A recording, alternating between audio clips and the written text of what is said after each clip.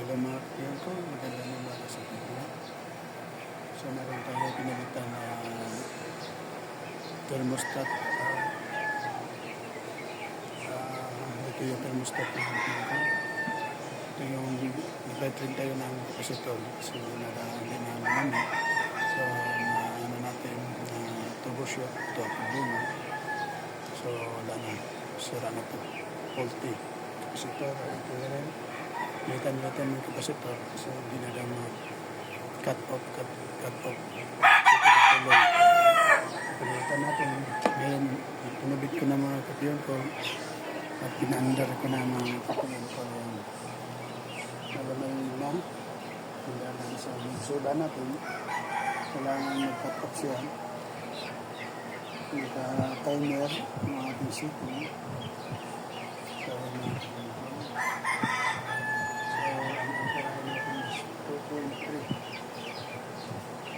yung sa scope niya, scope natin. So, ito yung tawag ito, lamig. So, hintayin natin na mag-cut off siya. So, yun ang sensor niya. Tapat natin sa elevator pins o para madalas lang mag-cut off.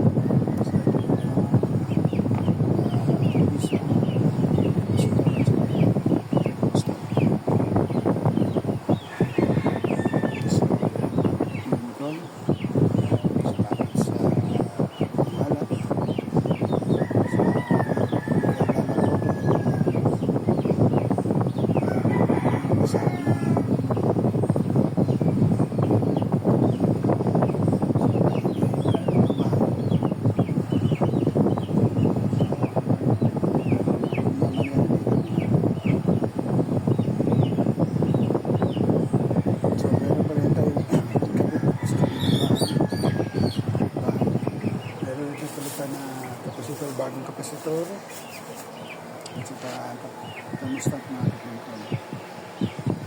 Ayan mga control. So salamat. Ano rin tayo? Mag-personalize sa ating bagong bahay natin. Maraming salamat mga control sa kanya. Siguro maraming cut-off. Sa kasunod kasi testing ko kasi open. Sa loob to